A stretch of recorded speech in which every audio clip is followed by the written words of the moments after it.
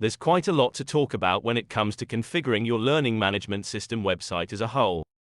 But today, we're going to focus in on just the visuals to get started. We're going to navigate our way down into the site design area. I'm going to be working in the learning portal area. This is the area users see when they log into the system. You also have the option of taking advantage of your public website. If you decide you'd rather not use your public website, you can open up its general settings and disable it by having it redirect to the Learning Portal login screen.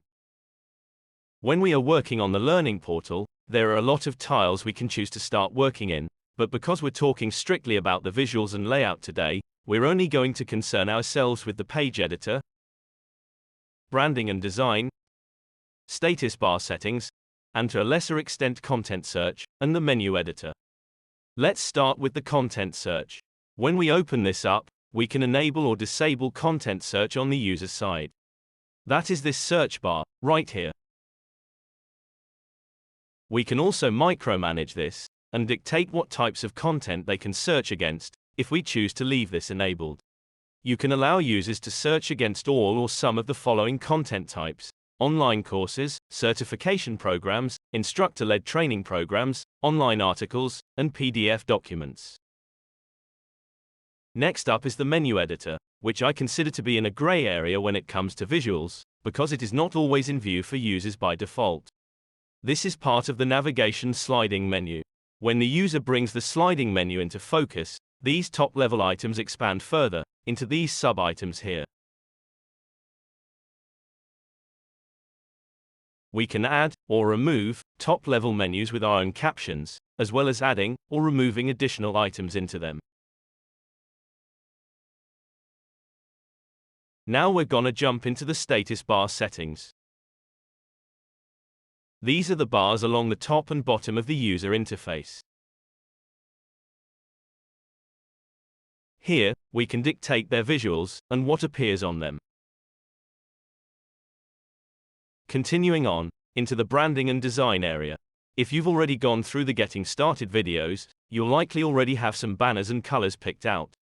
I will point out a few things as we move down the page though. First of all, the color theme has a custom option. This is not available on the Getting Started branding page. With this option, you can add custom CSS to define your own colors or gradients to more precisely brand your user interface. Next, the welcome message. This appears at the top of all Learning Portal pages in your system by default. It welcomes the users by their first name, but we can change this to a more formal greeting if we choose to. Finally, under the advanced banner settings, we can define some group-specific banners if we choose to. So, in this system, I have custom banners based on user groups that are set up for user regions. I can do this because I know that a user will only be in one region user group at any given time. If a user is in multiple user groups, and they all have custom banners, the system will show them the first group banner they qualify for. Below the banner settings are CSS settings for the site. It's more of an advanced topic, but it's worth mentioning that if you have knowledge on writing CSS, you can set up your site to look pretty much any way you'd like. Now let's talk about the page editor here. We can define which pages belong to which page groups, and by extension, which pages different users can see. So if I click this drop-down, we'll see that members of the Residential Disputes user group can see some pages exclusive to page group 2. On the page listings beneath each page, you'll find some tags to give you an idea of things happening on the page without you having to open it up. So for example, this page is visible to users, has a total of 6 widgets, and it has a navigation component. It also has 3 different automations. If I click the visibility tag here, I can also instantly make this page hidden, or back to visible. To the right of each page is an edit, copy, and delete button. My suggestion is this: if you're going to stray away from the defaults, make one page the way you like to act as a template, then copy that page to use as your model for future pages. This will help you to keep a consistent look throughout the system. When we go to edit one of these pages, you'll see a grid-based breakdown of the page. White blocks represent visible widgets while gray blocks represent an automation. All of these items can be sized and positioned where you'd like. I can add in additional widgets in the top right, and these are broken down into categories for an easy way to locate a widget you want to add. There will also be an edit icon located on the bottom right of the widget. Selecting this will let me change some different options on how the widget will operate on this page.